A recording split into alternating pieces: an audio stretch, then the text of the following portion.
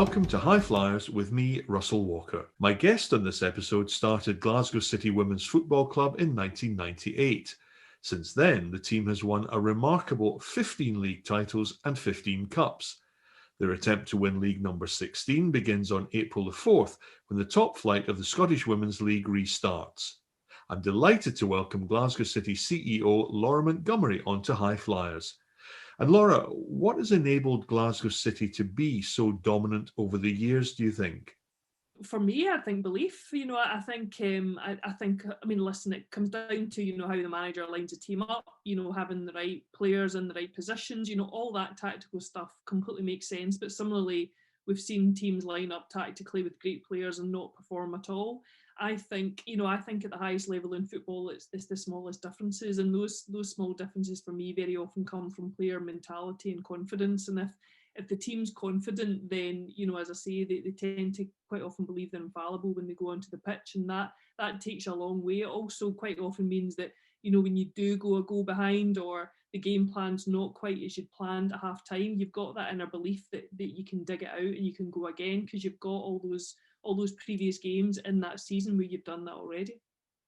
I know this is a huge subject and it's not something we've got time to get into just now, but just briefly, from what you're saying there, do you buy into this concept then of marginal gains all accumulating?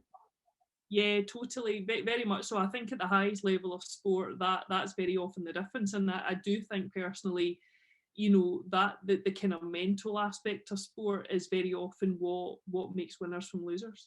I mean, certainly for ourselves, we are very fortunate having won, the last 13 titles in a row. We've been in the Champions League a lot, obviously consistently for all those years.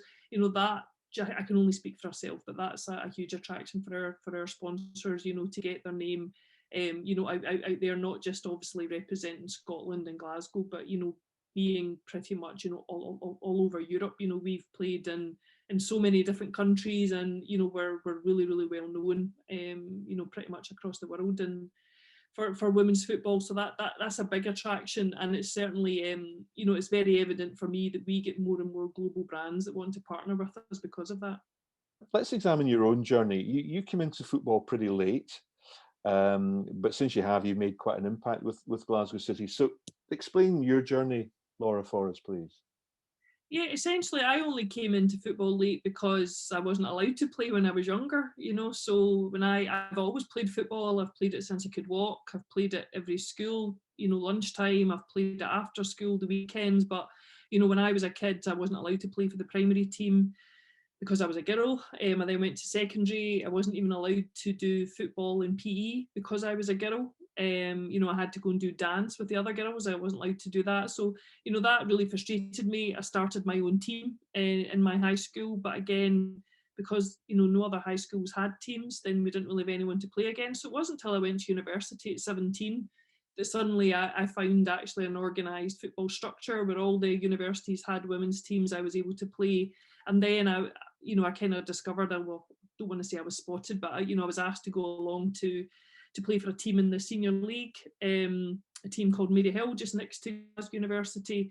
And I played for them for 1 year, and then I tore my cruciate ligament. So I then sat out for 3 years, and it was during those 3 years that, I probably sat back, took in what the senior women's game was. At that point, there was just 3 divisions, looked at a bit about the club, that I was playing for, and to be honest, just kind of felt, along with my friend in the team, Carol Anne Stewart, we just kind of felt we could do it a lot better. We felt we could be better organised, we could be more professional, better infrastructure, better sponsors, and to do that, we had to create our own team, and we very much wanted to create, the best team Scotland had. So that's why we set up Glasgow City, which is now 23 years ago. Wow, and it certainly has fulfilled that objective. There's no question that you're the best team that Scotland's ever seen. What is it, 13 league titles in a row, 15 cups. How did you get past the mystical 9 in a row, by the way? Yeah, I know. A few years ago, 2015, whenever that was, can't remember. No later than that. Yeah, it's a huge proud achievement, and arguably that's something that frustrates me a little bit this season when you see all the talk in the men's game about the first team to ever do 10 in a row. If Celtic had achieved that, and it's something we did a few years ago. But it's I would never, I'd always want to say a huge well done. We've had a lot of players have been part of that journey. To achieve that, we've actually got one player, our captain, who's won all 13. Which is an absolute phenomenal achievement.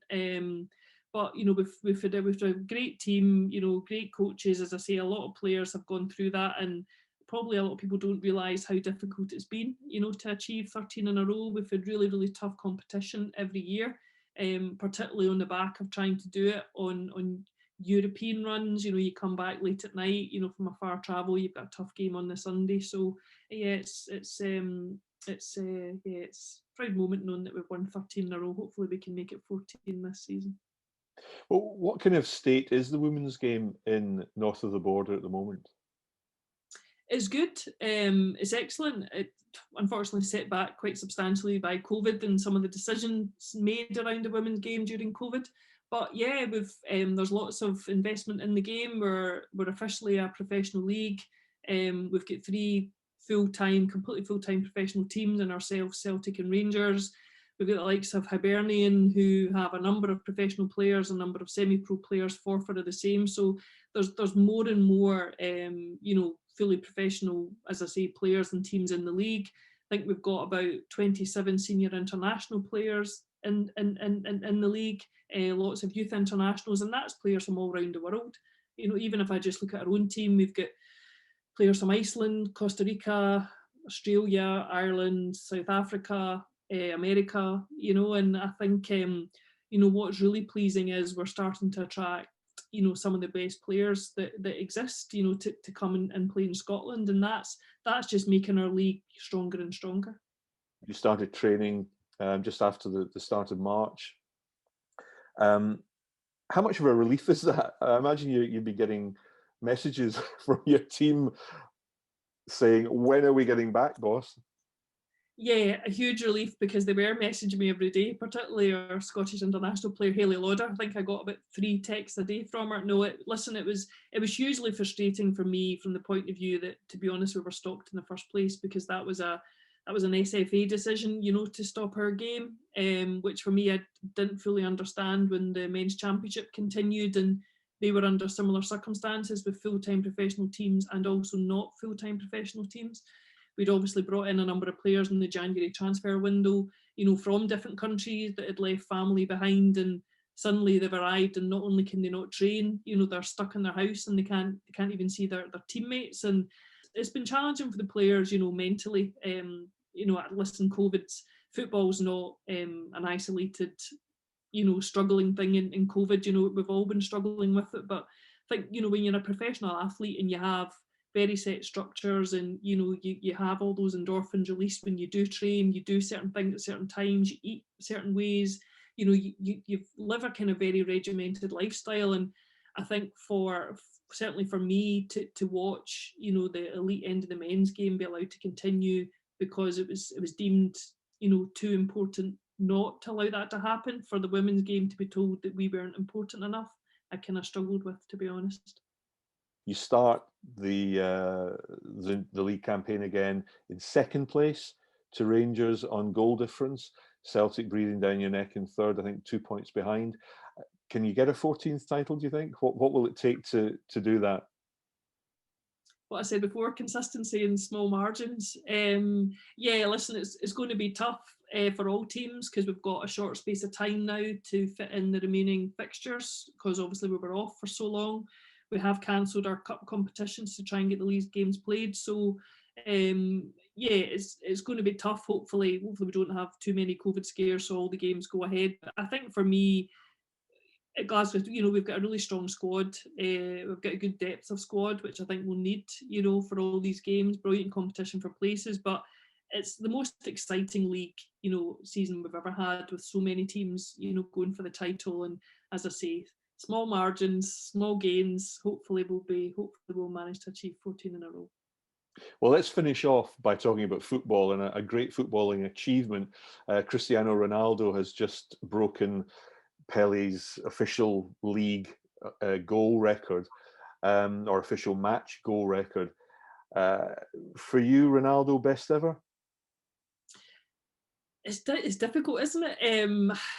I always feel bad saying I kind of think so, but Messi's a very different player. I'm probably tainted by the fact that I'm very fortunate in that I have a vote for the UEFA best player in the women's game.